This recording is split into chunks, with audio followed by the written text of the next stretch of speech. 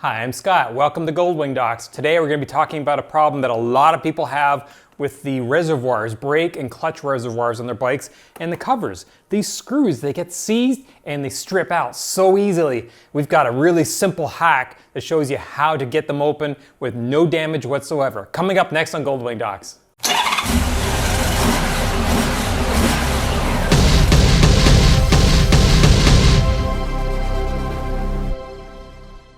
All right, so you need to open up your brake reservoir because you're going to be flushing your brakes and you need to add some more, or maybe you're going to rebuild it. In any case, you want to get the cover off. You've got your JIS screwdriver. Now this is a JIS driver, not a Phillips. They look very similar, but they're not. JIS is Japanese Industrial Standard, and your Japanese motorcycle uses JIS, not Phillips.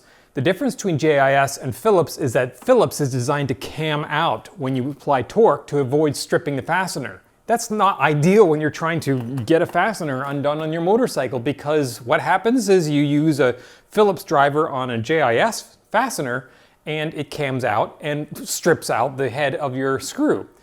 JIS fasteners are identified because they have a little dot on them on the head of the screw. So when you take your JIS driver and you put it in your JIS fastener and it doesn't cam out, you can see I can apply all kinds of torque and it just turns. It doesn't cam out.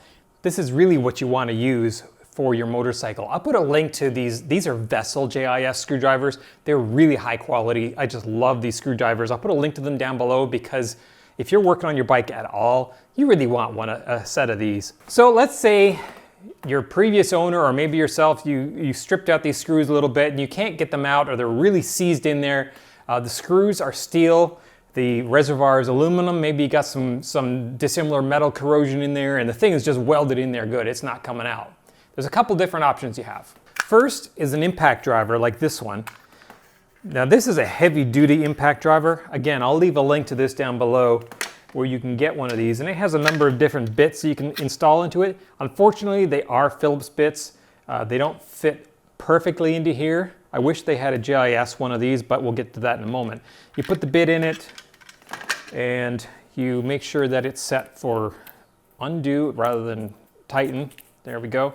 You set it into the fastener like that. Strike the top of it with a hammer. What happens is it has a cam in there, so when you push it down, it actually retracts against a spring, and as it does, it rotates. So you have the force of the hammer shoving that bit into the fastener so it can't cam out. At the same time, it's twisting it and giving it a jolt, an impact that frequently will help jerk that thing free. Like I said, this is a really heavy duty one. This is really great for things like brake rotors on cars. You know, when they come from the factory and they've got these huge screws in the brake rotor holding the rotor onto the wheel, which you don't actually need there. They only do it in the factory, but they rust in there and they're impossible to get out. A lot of time you have to drill them, but this thing will get them out.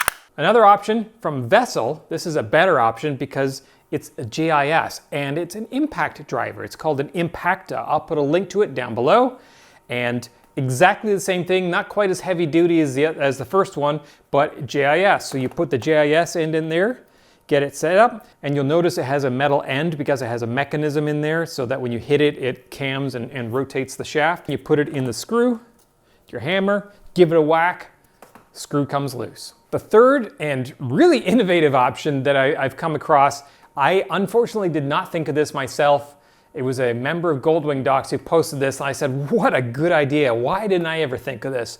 So say you have it seized, you don't have an impact driver handy, but you need to get it off, use a C-clamp. So if you've worked on these before, you know once you take the reservoir cap off, there's actually plastic in there and rubber that's a seal.